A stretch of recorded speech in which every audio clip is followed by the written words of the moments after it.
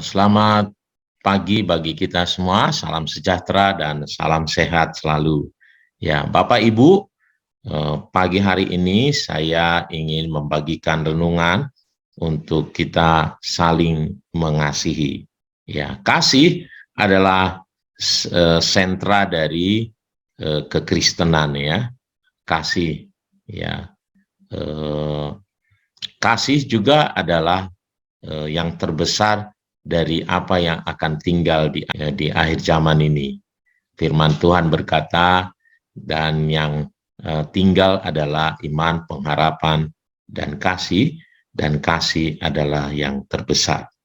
Nah, karenanya kita harus terus diingatkan untuk mengerti kasih Allah dan mengasihi orang lain, saling mengasihi.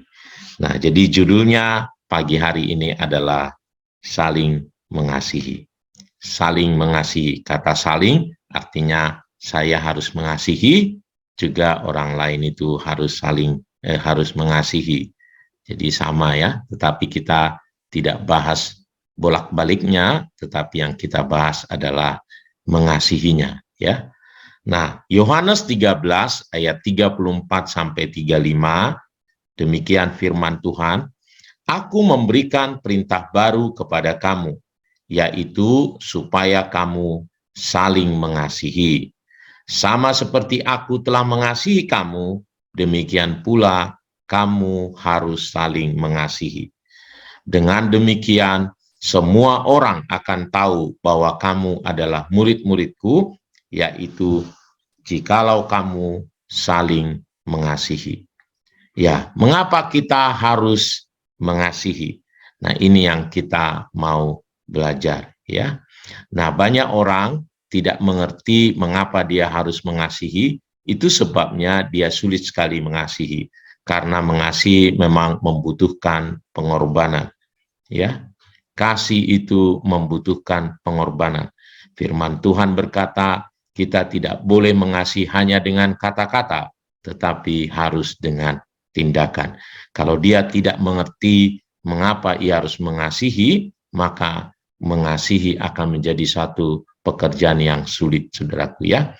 Oleh karenanya penting sekali kita mengerti mengapa kita harus mengasihi. Nah, yang pertama, ya Tuhan menegaskan dari ayatnya tadi kita lihat, aku memberikan perintah baru kepada kamu, yaitu supaya kamu saling mengasihi. Jadi kasih adalah perintah. Ini perintah Allah kepada kita. Sama seperti ia memerintahkan perintah Allah, misalnya 10 perintah Allah, jangan ini, jangan ini, jangan ini. Itu perintah Allah yang harus kita lakukan, begitu juga mengasihi. Mengasihi adalah perintah Allah yang harus dikerjakan. Bukan undangan, bukan juga kalau mengandung suasana hati kita, tidak. Kalau suasana hati kita bagus, kita mengasihi, bukan. Nah, banyak anak-anak muda memahami kasih adalah suatu perasaan gitu, bukan. Kasih adalah perintah yang harus kita kerjakan, ya, yang harus dikerjakan, ya, seperti gambar ini, siap dan gitu ya. Nah, yang kedua, kita mengasihi. Mengapa kita mengasihi? Karena kita memiliki kasih Allah. Tadi lagu kita bagus sekali, ya, luar biasa, tak terbatas kasih Allah. Maksudnya supaya kita memiliki kasih Allah, karena hanya orang-orang yang memiliki kasih Allah yang bisa memberi kasih. Ya, kalau kita tidak memiliki, maka dia tidak bisa mengasihi.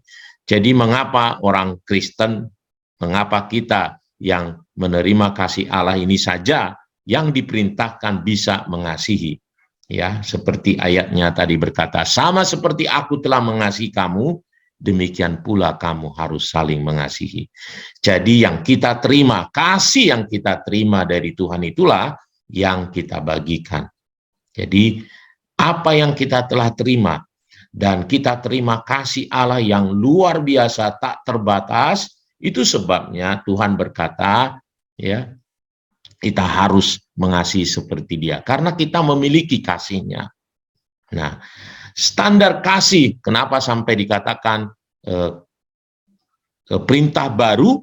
Karena memang sebelumnya kita menerima kasih itu bukan kasih yang tak terbatas, tanpa syarat.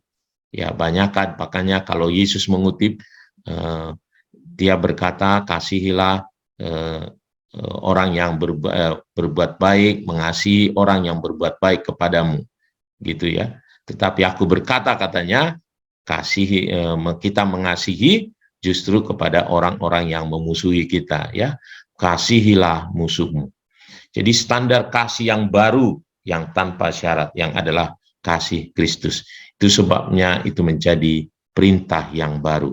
Ya, firman Tuhan yang lain berkata, kita sudah menerima dengan cuma-cuma, maka berilah juga dengan cuma-cuma.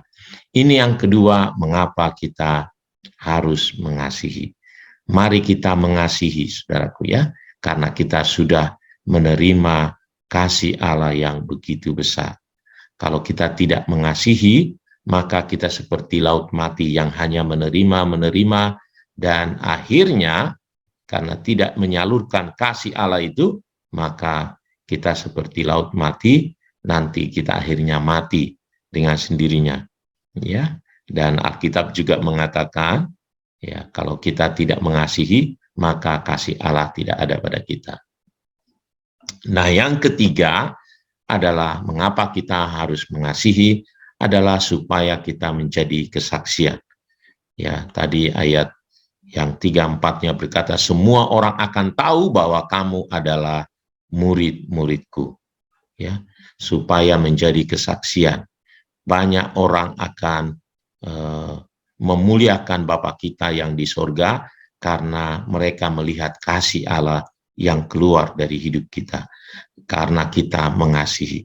Ya, Matius 5 ayat 16 berkata, demikianlah hendaknya terangmu bercahaya di depan orang, supaya mereka melihat perbuatanmu yang baik dan memuliakan Bapamu yang di sorga. Kasih Allah itu harus betul-betul dirasakan orang lain. Cahaya terang kasih Kristus itu harus betul-betul terlihat kepada orang-orang di sekitar kita. Bukan untuk kesombongan, bukan karena untuk menunjukkan betapa hebatnya kita, bukan, sama sekali tidak, tetapi karena itu adalah identitas kita. Lampu tidak perlu sombong, tidak perlu ada dianggap kesombongan kalau ditempatkan di tempat yang betul-betul supaya bisa menerangi ruangan. Nah, demikianlah kebaikan kita, kasih kita kepada orang-orang harus betul-betul terlihat oleh banyak orang.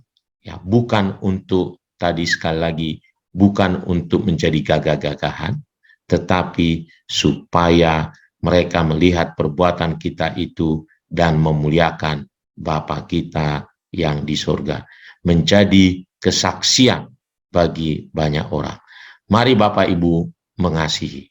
Ya, mari kita saling mengasihi di zaman yang semakin sulit ini, menunjukkan kasih kita kepada orang-orang di sekitar kita, kepada saudara seiman, kepada banyak orang. Ya, mari menyatakan kasih Tuhan itu menjadi kesaksian sehingga banyak orang datang kepada Tuhan, memuliakan Bapa kita yang di sorga. Tuhan Yesus memberkati kita semua. Mari kita berdoa.